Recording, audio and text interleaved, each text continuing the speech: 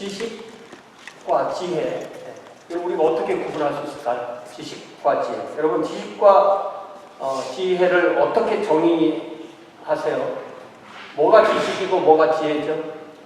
저한테 정의를 내리자면 지식은 정보죠. 정보, 객관적인 정보고, 지혜는 그 정보를 사용할 수 있는 능력입니다. 아는 것이 힘이라고 했는데, 그 아는 것이 힘인 것을 가지고 있을 때 그것을 잘 사용하는 것이 바로 지혜이죠. 만약에 지식이 많은 것을 돈이 많은 것과 비교를 한다면, 돈이 많은 것이 지식이 많은 것처럼 돈이 많으면 그 지식을 잘 활용하듯이 돈도 잘 활용해야 되니까 결국 지혜는 지식을 활용하는 힘입니다. 그러니까 지식이 재료라면 지혜는 그 재료를 사용하는 능력입니다.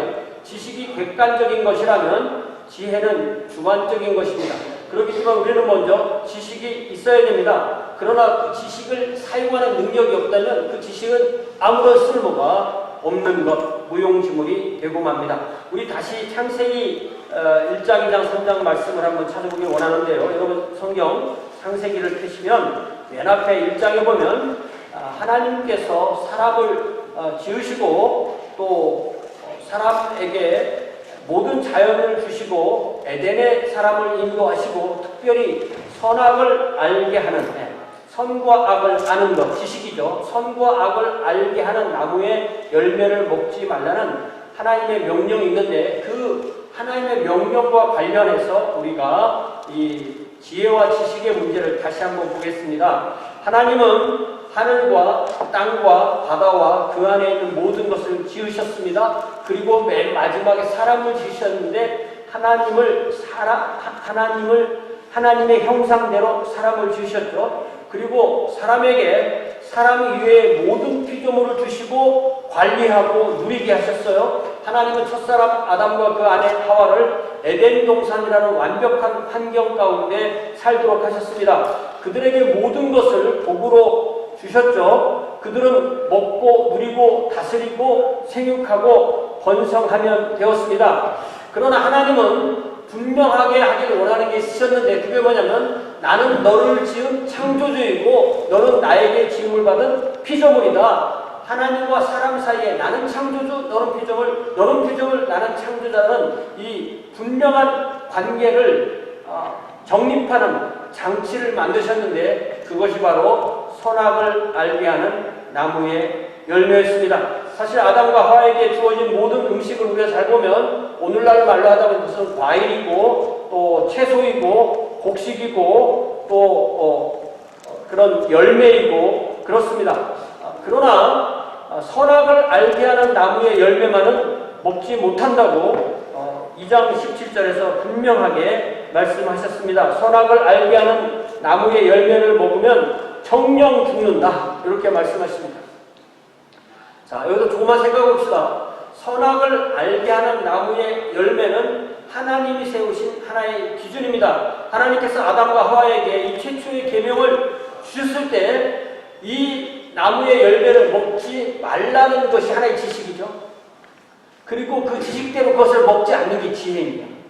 그죠? 그래서 아담과 하와는 그 명령을 듣는 순간 이것을 먹는 것은 악이고 이것을 먹지 않는 것이 선이라는 것을 알았죠.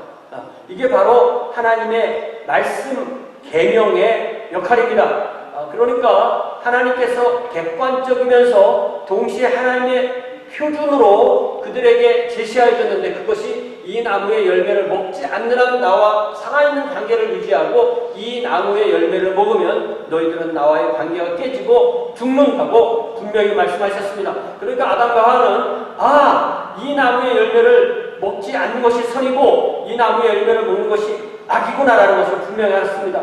그러므로 선악을 알게 하는 나무의 열매를 먹지 말라고 주어진 그 말씀의 계명은 그 자체로 완벽하게 선과 악의 기준을 분명히 알려주는 하나님의 계명입니다. 그래서 아담과 하와는 그 말씀을 듣는 순간 그때부터 무엇이 선이고 무엇이 악인지 알았습니다. 그들이 알게 된 이 선악은 하나님이 주신 계명 말씀을 듣고 그 말씀을 이해하고 순종함으로 인해서 하나님의 말씀이 나에게 주어진 것을 아는 지식, 그리고 그 지식대로 그 열매를 먹지 않는 지혜, 순종으로 그들이 선에 속하는 삶을 살게 되었습니다.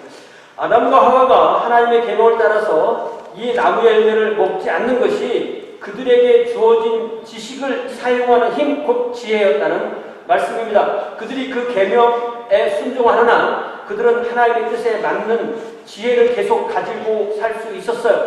다시 말하자면 선악을 알게 하는 나무의 열매는 선악을 알게 하는 장치므로 그것을 먹어야 무엇이 선이고 무엇이 악인지 아는 게 아니죠. 우리는 예를 들자면 그것이 죄다 하나님 말씀하시면 그게 죄인 줄 알면 되죠. 어떤 사람은 그것이 죄인지 해봐야 안다 그러면 이미 해보면 죄를 짓는 거죠.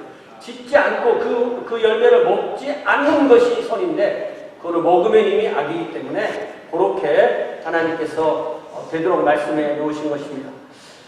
그러니까 사탄이 정확하게 그 부분을 파고드는 거죠. 하나님은 먹지 말라고 했는데 사탄은 먹으래. 2장 17절에 이것을 먹는 날에는 정령 죽으리라 그랬는데 3장 4절에 창세기 3장 4절에 보면 사탄은 뭐라고 말하면 너희가 결코 죽지 아니하리라. 하나님의 말씀과 사탄의 말은 정반대입니다. 항상. 네. 하나님은 그것을 먹는 날에 내가 정령 죽으리라. 그러나 사탄은 너희가 결코 죽지 않으리라. 하나님이 You will surely die 이렇게 말씀하셨을 때 사탄은 You will not surely die. 하나님의 말씀을 듣는 것이 순종하는 것이고 선이고 사탄의 말을 듣는 것이 불순종이고 악이 되는 것입니다. 하나님이 주신 계명 말씀을 객관적으로 아는 것이 지식이고 그 계명 말씀에 순종하는 것이 지혜라고 했죠. 그러니 선과 악을 알게 하는 나무의 열매를 먹으면 죽는다는 것을 아는 것이 지식이고 그 지식을 근거해서 열매를 먹지 않는 것이 지혜이고 아담과 하와는 그 말씀을 들은 순간부터 지금까지 얼마의 기간이 흘렀는지 모르지만 그렇게 하나님의 말씀을 순종하며 그 지혜와 지식의 근거에서 하나님과의 살아있는 관계를 유지하고 생명을 유지했었어요. 사탄이 병으로 나타난 사탄이 3장 5절에서 뭐라고 말하냐면 창세기 3장 5절에 너희가 하와에게 말하지만 하와와 아담에게 말하는 겁니다. 너희가 그것을 먹는 날에는 너희 눈이 밝아져서 하나님과 같이 되어 선악을 알 줄 하나님이 아십니다. 사탄의 주장은 무엇입니까? 그 열매를 먹어야 된다는 거죠. 하나님이 먹지 말라 하신 그 열매를 먹으라는 거죠. 아담과 하와는 먹으면 죽는다는 지식에 근거해서 그래서 지금까지 먹지 않은 지혜를 사용해서 순종했는데 사탄이 제공한 정보는 하나님의 말씀과 정반대입니다. 그 열매를 먹으면 죽지 않을 뿐만 아니라 눈이 밝아져서 하나님처럼 선악을 알게 되는데 그것을 막기 위해서 하나님이 먹지 못하게 하는 거야. 이것이 사탄이 말한 거죠. 사탄이 제공한 정보도 역시 지식입니다. 그러나 그 지식은 어떤 지식이에요? 가짜 지식입니다. 거짓 정보입니다. 거짓 지식을 따르면 거짓된 결과, 거짓된 상태로 갈 수밖에 없습니다. 그러면 우리는 어떤 정보를 들었을 때 그 정보가 그 자체로 참인지 거짓인지를 구별할 수 있는 능력이 있어야 됩니다. 그 능력이 바로 하나님의 말씀의 기준이 있어야 그 다음에 무엇이 참인지 거짓인지를 판단할 수가 있는 것이죠. 그러니까 그 정보가 거짓된 것이 참인지를 구분하는 것도 하나님의 말씀에 대한 지식이 있어야 그 하나님의 말씀에 근거해서 그것을 판단할 수가 있는 것입니다. 그러므로 솔로몬이 잠언에서 말한 것처럼 여호와를 경외하는 것이 지혜와 지식의 근본입니다. 아담과 하와가 여호와를 경외하는 마음이 있었다면 그들은 사탄이 제공하는 거짓 지식에 근거해서 사탄이 요구하는 거짓 지혜를 따라가라는 그 말을 듣지 않았을 것입니다. 아담과 하와가 사탄의 말을 들었다는 것은 이미 그들의 마음속에서 여호와를 경외하는 마음이 떠났다는 거죠. 그래서 그들이 그걸 먹었죠. 하와가 먹고 아담이 먹고. 창세기 3장 22절에 보니까 하나님이 뭐라고 말씀하시냐면 아담과 하와가 선악을 아는 일에 우리 중에 하나같이 되었다. 삼위일체 하나님처럼 되었다. 그러니까 사탄의 말이 맞았죠. 그걸 보면 하나님같이 된다고 했으니까. 사탄의 말이 맞은 것처럼 들리죠. 사탄이 그 열매를 먹어야 눈이 밝아져서 하나님같이 되어 선악을 알게 했다고 했으니까 사탄의 말이 맞은 것이 아닐까요? 여러분 어떻게 이해하십니까? 이 말씀의 뜻은 무엇이냐면 하나님의 말씀하신 의미는 아담과 하와가 선악을 알게 하는 나무의 열매를 먹으면 죽기 때문에 먹지 말라고 하신 그 계명 말씀을 어기고 먹었기 때문에 그 이후로부터 아담과 하와는 하나님 밑에서 하나님의 말씀을 듣는 존재가 아니라 하나님을 거부하고 내가 하나님이 되어서 내가 또 다른 하나님이 되어서 선악의 기준이 하나님이었는데 이제는 선악의 기준이 나의 생각, 나의 정보, 나의 지혜라고 그렇게 바뀌었기 때문에 너도 똑같이 너 스스로 하나님 된 그런 선악의 판단의 기준이 하나님은 당연히 하나님이죠. 그런데 하나님의 피조물이 내가 선악의 판단의 기준이야라고 하는 것이 바로 이 선악과를 먹은 행동이 되는 것입니다. 다시 말하면 하나님은 창조주이시고 아담과는 피조물인데 하나님의 계명을 저버린 순간 피조물인데 피조물이 하나님처럼 착각하고 내가 하나님이야라고 말하는 것이 바로 이 선악과를 먹은 행동인 것입니다. 피조물인 사람이 하나님을 거부함으로 하나님이 되고자 했던 것 바로 이것이 선악과의 사건입니다. 사랑하는 성도 여러분, 우리는 사람입니다. 우리는 피조물입니다. 우리가 예수님을 아무리 못 믿어도 천국에 가서 새로가 새 땅에서 영원토록 살아도 우리는 하나님이 아니라 우리는 하나님의 피조물입니다. 세상에 있는 모든 철학과 모든 종교와 모든 지혜와 모든 지식, 이 세상의 모든 종교, 이 세상의 모든 철학, 이 세상의 모든 지혜, 이 세상의 모든 지식은 바로 이 사탄의 거짓말, 사탄의 정보, 사탄의 지혜, 네가 이걸 해야, 네가 이걸 하면은 네가 하나님이 되는 거야 라는 것에 무한 확대 재생산이 되는 것입니다. 특별히 그런 것이 가장 많이 드러나는 것이 인도에서 온 철학, 특별히 힌두교. 힌두교는 피조물과 신을 나누질 않습니다. 네가 하나님이야 이렇게 가르칩니다. 그것에 계속 세상의 종교와 철학을 이루게 됩니다. 오늘 우리가 읽은 이 본문에 보면 솔로몬은 지혜도 헛되다 이렇게 탄식합니다. 왜 그럴까요? 그 지혜가 하나님을 경외함으로 하나님이 주신 지혜와 지식에 근거한 것이 아니기 때문입니다. 우리 진 집사님께서 기도하실 때 하늘에서 온 지혜를 달라고 기도했죠. 우리의 지혜가 하나님이 없어지고 우리 자신이 근거가 된 지혜를 우리가 붙들 때 우리는 허무할 수밖에 없는 것입니다. 인간의 지식과 인간의 지혜는 제한되어 있습니다. 절대적인 가치 척도가 될 수가 없습니다. 인간은 기준이 아닙니다. 자, 그런데 우리가 인간이 기준이다 이런 말을 생각하면 중고등학교 다닐 때 그리스 철학자 중에서 궤변론자라는 말을 들어봤죠. 소피스트를 궤변이라고 번역해야 되는지 잘 모르겠어요. 어쨌든 이 사람들은 어떤 철학을 하는 사람들이냐면은 실제 생활에 쓸모있는 철학을 찾은 거예요. 먹고 사는데 도움이 되는 철학. 그러면서 이 프로타고라스라는 이 유명한 이 궤변론 철학자가 한 유명한 말이 뭐냐면 인간은 만물의 척도다. 척도란 말이 되게 어려운 말 같아 보이지만 이게 잣대라는 말입니다. 그러니까 무슨 말이에요? 내가 세상의 기준. 성경의 가르침과 정확하게 반대되는 것입니다. 다시 말하면 사탄이 하와와 아담에게 했던 그 말이 프로타고라스에 가서는 인간인 만물의 척도라고 그렇게 나오는 것입니다. 오늘 우리가 이 전도서 2장 12절에 17절 말씀을 들으면서 우리의 지식과 지혜가 하나님을 경외함으로 하나님 뜻 안에 있는 지혜와 지식이 되기를 주님의 이름으로 축원합니다. 이 12절에 보니까 솔로몬은 지혜가 무엇인지 도대체 망령되다는 게 무엇인지 어리석음이 무엇인지를 숙고했습니다. 또 이 그리스 철학자, 유명한 철학자, 가장 유명한 철학자가 소크라테스 아닙니까? 소크라테스가 한 유명한 말이 숙고하지 않는 삶은 무가치하다는 말입니다. 인간이 만물의 척도라고 주장했던 프로타고라스는 인간을 절대적인 기준으로 선언한 것인데 소크라테스는 그건 말이 안 된다. 인간은 부패하고 썩는데 어떻게 인간이 기준이 될 수 있냐. 인간의 세상, 이 피조물의 세상을 넘은 뭔가 절대적인 세상이 있을 것이고 이데아의 세상이 있을 것이고 절대적인 기준이 있을 것이다 라는 그 불변하는 이데아를 추구한 철학자가 바로 이 소크라테스입니다. 하나님이 여러 민족을 지으시고 하나님의 민족으로 택한 사람들이 이스라엘이에요. 그죠? 이스라엘이 들은 하나님의 말씀은 이 그리스 철학자들이 찾은 것과 비교하면 하늘과 땅 차이입니다.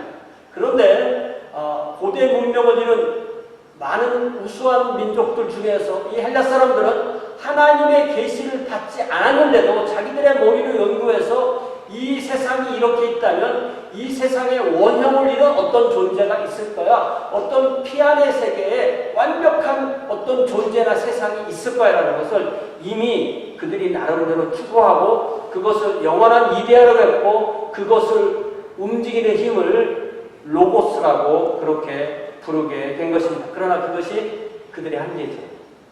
인간의 철학으로 알 수 있는 최고, 아마 뭔가 우주를 끄는 힘이 있을 거야. 나는 그것을 로고스라고 부를래 라고 철학자들이, 헬라 철학자들이 정의를 해놨습니다. 그런데 이스라엘 사람들이 한 주전 500년, 600년 또 300년 때에서 각종 문명세계로 흩어져 살게 되죠. 흩어져 살면서 이스라엘 성인 남자 10명만 있으면 자기들이 회당이라는 건물을 짓고 거기서 말씀을 가르치고 예배를 드리고 자녀를 가르치고 공동체를 하다 보니까 거기에 이방 사람들이 모이기 시작합니다. 그래서 자연스럽게 이방인들이 와서 유대교도가 되기 위해서는 할례를 받아야 됩니다. 할례를 받고 유대교도가 되든지 아니면 할례를 안 받지만 하나님의 말씀을 듣는 그런 사람들이 생기게 됩니다. 이렇게 자기들이 헬라 사람들이 자기들의 철학으로 이데아가 있을 거야, 로고스가 있을 거야 하다가 구약 성경을 유대인들에게 듣다 보니까 그분이 바로 여호와 하나님이구나 라는 것을 알게 되는 것입니다. 그래서 다수의 헬라인이 유대교도가 되어 유대인의 회당에서 하나님의 말씀을 배웁니다. 이제 하나님의 로고스인 요한복음 1장 1절에 태초에 말씀이 계시니라 그 말씀이라는 그 로고스가 사람으로 오셔서 복음을 완성하시고 십자가에서 죽으시고 장사되어 부활하신 예수 그리스도, 그분의 복음을 다시 유대인들이 들고 온 세상에 나갔을 때 유대인의 회당을 찾아가게 되고 그 유대인의 회당에는 이미 유대인만 있는 것이 아니라 유대교도가 된 헬라인들이 있고 그들이 복음을 받음으로써 이 유대인과 헬라인의 그 경계를 넘어서 하나님의 복음과 지혜가 그렇게 전파되는 것을 우리는 알게 됩니다. 요즘 읽는 사도행전이 바로 그런 것을 우리가 확인하게 되는 거죠. 솔로몬은 자신에게 있는 지혜와 망령됨과 어리석음이 자신의 자리를 뒤일 왕에게도 있을 것임을 깨달았어요. 지식과 지혜는 다음 세대에 유전되지 않는다는 것입니다. 네. 이렇게 딱 태어나는 어린아이가 인류 4000년의 그 지혜를 가지고 딱 태어나면 얼마나 좋겠습니까? 그렇게 되지 않는다는 것입니다. 그러니까 우리가 만약에 100살을 산다면 100살 동안 지혜와 지식을 배워가는 거죠. 100살 동안 지혜와 지식을 배워가는 겁니다. 그렇기 때문에 나이를 먹어가면서 더 배우면서 자연스럽게 지혜가 더 많아지는 것이 자연스러워요. 네. 그러니까 젊을 때는 힘이 많지만 나이가 먹으면 지혜가 많습니다. 늙으면 힘이 없어지지만 지혜가 많기 때문에 그 지혜로 젊은 사람과 경쟁해서 이길 수가 있는 것입니다. 어떤 사람은 내가 지금 내 나이에 반 정도만 됐으면 좋겠다. 내 나이가 지금 70인데 한 35쯤 되면 내가 잘 살 것 같다. 이런 생각을 하시는데 35이 되면 지금 그 지혜를 갖지 못하는 거죠. 나이가 먹으면서 자연스럽게 지혜가 자라는 것입니다. 그러니까 나이가 절반이 되면 힘은 배가 되겠지만 지혜는 다시 절반으로 줄어듭니다. 무슨 말입니까? 다시 태어나는 사람도 우리처럼 다시 또 온갖 실수를 해가면서 지혜를 배워간다는 말을 솔로몬이 저렇게 말하라는 것입니다. 이것이 바로 솔로몬이 내가 한 실수를 내 뒤를 이은 내 아들도 할 거야 라고 그렇게 말하는 것입니다. 그러므로 나의 나이에 지금 이 단계의 삶에서 참된 지식을 하나님께 추구하고 그 지식에 근거한 참된 지혜로 사는 것이 제일 중요하게 되는 것입니다. 그러면서 13절에서 솔로몬은 지혜가 우매함보다 뛰어남을 마치 빛이 어둠보다 뛰어나다고 선언합니다. 그러면서 14절에서 마치 지혜자는 자 여러분 얼굴을 보세요. 여러분 얼굴에서 여러분 눈이 있죠. 지혜자는 자기의 머리에 눈이 박혀 있다는 것입니다. 그런데 우매한 사람은 어둠 속에 있다고 그랬죠. 우매한 사람이 눈이 있나 없나요? 눈이 있죠. 근데 그 사람들은 눈이 있어도 못 보기 때문에 어둠 속에 있는 것 같다고 그렇게 말합니다. 다시 말하면 우매한 사람과 지혜로운 사람의 차이는 마치 어둠과 빛처럼 땅이 하늘에서 먼 것처럼 하늘이 땅에서 먼 것처럼 그렇게 큰 차이가 있다는 거죠. 그렇지만 그렇게 차이가 있는데도 그들 모두가 당하는 일이 모두 같으리라는 것을 나도 깨달아 알았다. 다시 말하면 솔로몬이 깨달은 것은 지혜자나 우매자 모두가 당하는 일이 결국 동일할 것이라는 점입니다. 이런 면에서 솔로몬은 지혜롭습니다. 지혜는 무엇이 지혜냐면 내가 지혜로운 존재가 아니라는 것을 깨닫는 것. 무엇이 이성이냐면 이성으로 모든 것을 판단할 수 없다는 것을 아는 것. 이게 참된 이성자입니다. 그렇기 때문에 솔로몬은 내가 지혜가 있지만 내가 한계가 있다는 것을 깨달았다는 거죠. 지혜자의 지혜가 무한하지 않다는 것을 깨달았다는 것, 한계를 알았다는 것, 그렇기 때문에 그가 지혜로운 것입니다. 이제 솔로몬은 15절에서 우매자가 당한 것을 지혜자인 나도 당하리니 내게 지혜가 있었지만 그것이 무슨 유익이 있는가? 그렇기 때문에 지혜도 헛되다. 이런 결론을 냈습니다. 허무하죠. 허무하죠. 그러면서 16절을 보니까 지혜자와 우매자가 살아있는 동안에 하늘과 땅처럼 빛과 어둠처럼 차이가 있어 보이지만 근본 이 둘이 같은 두 가지 점을 솔로몬은 정리합니다. 뭐라고 정리하면은 첫째는 이 지혜자나 우매자나 둘 다 후대인에게 볼 때 망각의 대상이 될 뿐이라고 말합니다. 우매한 사람을 후대 사람들이 기억해 주지 않겠죠. 그러나 지혜자들도 뒤에 사람이 볼 때 망각의 대상이 될 수밖에 없다는 것입니다. 자, 뒤에 사람이 앞에 사람을 공부하는 걸 뭐라고 그러냐면 역사라고 그래요. 네. 자, 역사는 과거입니까 현재입니까? 역사는 우리 과거라고 생각하죠. 그러나 역사를 공부하는 건 오늘의 일입니다. 그죠? 그러니까 예수님 시대 때는 2000년만 공부하는데 지금 우리는 한 4000년, 6000년을 공부해야 되는 거죠. 네. 갈수록 공부할 게 많이 늘어나는 겁니다. 그러니까 역사 공부는 지금 여기서 내가 해서 과거의 사람들에게 배우는 것입니다. 지금 여기서 내가 과거를 공부하지 않으면 과거로부터 오는 지식과 지혜를 얻을 수가 없습니다.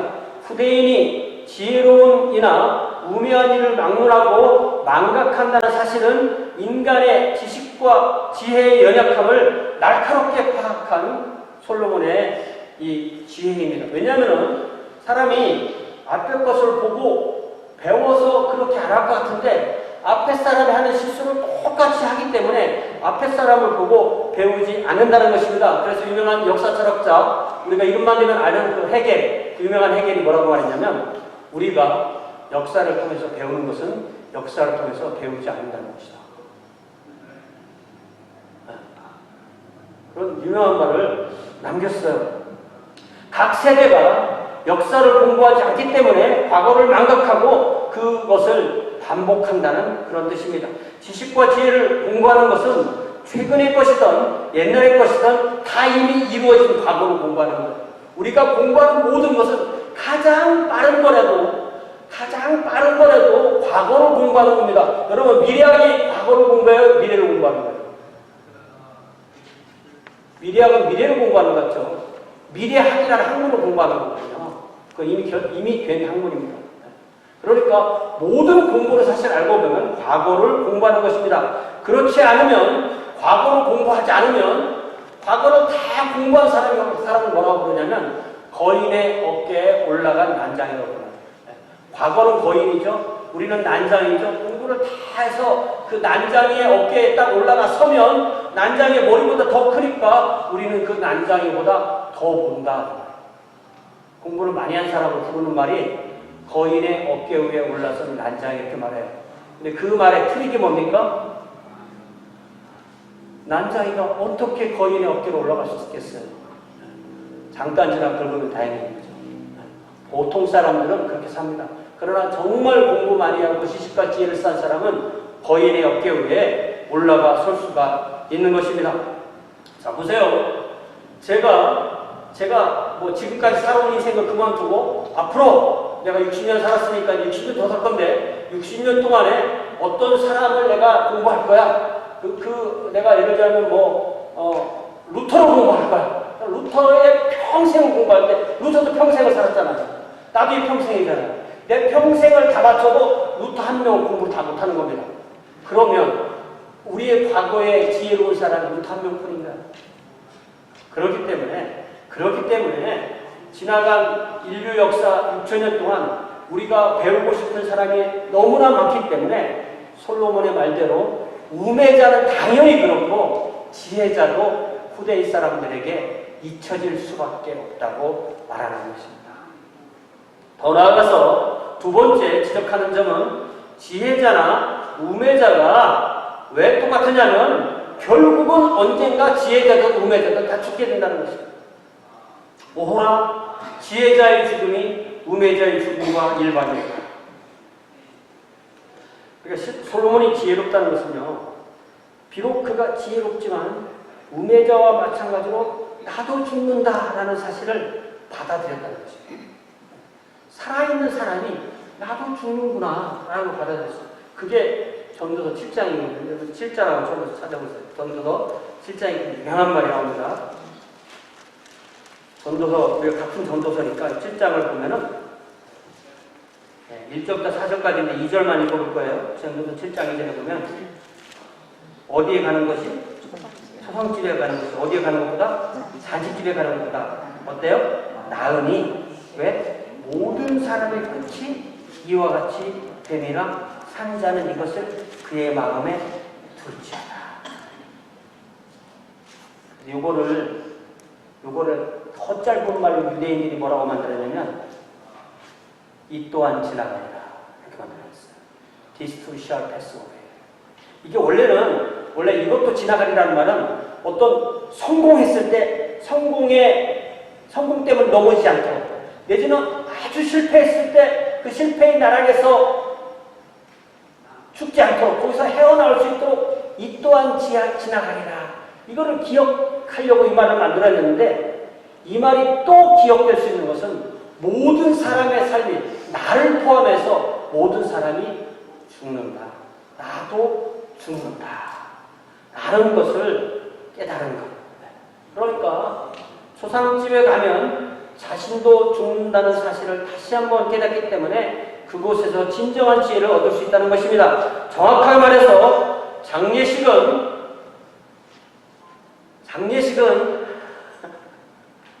죽은 자를 내어줘요, 산 자를 내어줘요. 네? 죽은 장례식은 산 자를 내어줘요. 그래서 우리가 그 해밍웨이, 유명한 해밍웨이, 미국 대문호죠. 그분이 쓴 소설 중에 유명한 소설이 누구를 위하여 종이 옵니다. 우리 이게 제목만 알죠, 그죠? 이게 이제 해밍웨이가 스페인 내전에 참여해서 그 체험을 이제 쓴 건데, 그 제목은 청교도 혁명 시대, 영국 청교도 혁명 시대 1500년대 말 1600년대 초에 사제임에서 시인인 이 존 던이라는 사람이 쓴 기도시에서 가지고 온 말이에요. 아주 유명한 말인데 뭐라고 말하냐면 어느 누구의 죽음도 나를 감소시킨다. 왜냐하면 나는 인류 전체 속에 포함되어 있기 때문이다. 그러니 누구를 위하여 종이 울리는지를 알고자 사람을 보내지 말라. 종은 그대를 너를 위해서 울리는 것이다. 이런 말이에요. Any man's death diminishes me because I am involved in mankind and therefore never sent to know for whom the bell tolls, it tolls for thee. 그러니까 당대에 사람이 죽었고 장례식을 한다는 것을 종을 쳐서 알린 거예요. 그럼 종을 쳐서 딱 알리면 듣는 사람이 어떻게 알아요? 아, 누가 죽었구나. 그러면 종을 보내서 누가 죽었는지 좀 알아와. 내가 가야 되는지 안 가야 되는지. 그렇게 하지 말라는 거예요. 왜냐하면은 그 누구가 중요한 거 아니라 너도 죽는다는 너 자신이 중요한 거야 라고 이 존 벨이 이 기도시에서 이야기를 한 것입니다. 그러므로 돈이 말하기를 종소리를 들으면 사람을 보내어 누가 죽었느냐고 묻지 말라는 것입니다. 그 종소리는 주군이나 가족이나 그 누구를 막느라고 바로 그 종소리를 듣는 그 각각의 사람을 향하여 울리는 것이라는 뜻입니다. 그러니까 누구를 위하여 종이 울리나? 답은 뭡니까? 나를 위하여 울립니다. 그러니 솔로몬이나 존 던이나 해밍웨이나 다 지혜로운 사람입니다. 지혜로운 사람은 곧 나에게 죽음이 닥친다는 것을 아는 사람입니다. 사랑하는 성도 여러분, 그러므로 우리는 이렇게 단순하게 도식화할 수 있습니다. 내가 나이가 젊든 많든 하나님이 이 땅에서 내 삶을 그치라고 하시는 날이 반드시 올 것이고 그 날이 언제인지 나는 결코 알 수 없기 때문에 하나님이 나를 부르실 날이 온다라는 것을 아는 그 사람이 지혜로운 사람이다라는 정리를 할 수가 있는 것입니다. 그래서 17절에서 솔로몬은 또 무엇이라고 일단락을 맺냐면 사는 것이 헛되어서 바람을 잡는 것과 같다고 합니다. 전도서의 중요한 주제로 다시 돌아옵니다. 이 시점에서 그는 거의 심각한 우울증의 상태까지 도달한 것처럼 보입니다. 지혜로운 사람치고 우울증의 위험에 빠지지 않는 사람이 없습니다. 내가 우울기가 있으면 내가 지혜로운가 보다 이렇게 생각하시면 돼요. 그렇지 않은 사람은 뭐 우울한 거 못 느낍니다. 내가 지혜롭기 때문에 우울증도 느끼는 거죠. 솔로몬은 사는 것을 미워했습니다. 배 아래 사는 모든 일이 굉장히 괴로움을 알았습니다. 모든 것이 헛된 것을 알았고 모든 것이 바람을 잡는 것처럼 허무한 것을 알았습니다. 왜 그럴까요? 배 아래 있기 때문에. 하나님 아래 있는 것을 몰랐기 때문에, 하나님을 잃었기 때문에 허무에 빠질 수밖에 없습니다. 하나님을 잃으면 허무합니다. 배 아래서의 삶은 허무하지만 하나님 아래에 있으면 우리의 삶이 의미가 있습니다. 그래서 우리가 신약성경의 고린도전서를 보면은요, 이 사도 바울이 고린도라는 이 그리스의 어떤 철학, 과학, 예술, 학문, 이 모든 것이 아주 엄청 발전했던 그 도시에서 거의 1년 반을 유하면서 교회를 세웠습니다. 그리고 그 다음에는 3차 선교회 때 에베소로 가서 또 한 3년을 교회를 세우는데 고린도에서 여러 가지 이상한 소식들을 많이 들려와요. 소식도 들려오고 편지도 오는데 그 편지를 사도 바울이 보내면서 뭐라고 말하냐면 전통적으로 유대인들은 표적을 구한다. 이게 무슨 말이냐면 이 예수가 정말 하나님이 보낸 메시아인지 표적을 달라, 증거를 달라는 거예요. 그렇지만 헬라 사람들은 지혜를 찾는다. 헬라 사람은 원래부터 지혜를 찾는데 이 예수가 정말 지혜냐 이렇게 찾는다는 거죠. 그러나 사도 바울이 전하는 것은 나는 십자가에 못 박힌 그리스도를 전한다. 십자가에 못 박히신 그리스도가 유대인에게 표적이 될지 안 될지 나는 몰라. 그렇지만 이분이 바로 하나님이 보내신 하나님의 능력이야. 이분이 헬라인들에게 지혜가 될지 않을지 몰라. 그렇지만 이분이 바로 하나님이 세우신 지혜야라고 그렇게 선포합니다. 십자가에 못 박히신 그리스도는 지혜를 구하는 헬라인들에게 미련한 것처럼 보였고, 십자가 못 박힌 예수 그리스도는 유대인들에게는 아주 부끄럽고 수치스럽고 아주 스캔들처럼 들리는 그런 예수 그리스도였습니다. 그러나 사도 바울이 이 복음을 전할 때, 십자가에 못 박힌 그 예수 그리스도를 전할 때, 예수 그리스도는 사람이 보기에는, 너희들이 보기에는 수치스럽고 너희들 보기에는 미련하고 보였지만 하나님께서 모든 사람을 구원하는 하나님의 구원의 능력이 된다고 그렇게 선포합니다. 그러면서 사도 바울이 결론을 맺기를, 하나님이 아무리 어리석어도 헬라 사람들이 아무리 똑똑한 그 지혜보다도 하나님이 더 지혜롭고, 하나님이 아무리 약해도 유대인들이 그렇게 자기들이 잘난다고 하는 그 강함보다도 하나님이 훨씬 더 강하다고 그렇게 선포합니다. 솔로몬은 지혜가 허무하다고 탄식했습니다. 그러나 우리는 우리가 추구하는 지혜는 하나님이 주시는 지혜, 예수 그리스도를 구주와 주님으로 믿고 하나님이 우리에게 말씀으로 가르쳐 주시는 하나님의 뜻대로 사는 그 지혜를 추구하기 때문에 그 지혜를 예수 그리스도 안에서 갖는 사람들은 그 예수 그리스도를 구주와 주님으로 믿고 그 하나님의 구원 안에서 하나님의 능력으로 살기 때문에 우리는 결코 허무한 삶을 살지 않게 되는 줄 믿습니다. 왜냐하면 하나님의 지식이 우리의 지식이 되고 하나님의 지혜가 우리의 지혜가 되기 때문입니다. 이 한 주간에도 이렇게 하나님이 주시는 지혜와 지식으로 이 세상에 승리하며 설 수 있는 저와 여러분 되시기를 주님의 이름으로 축원합니다.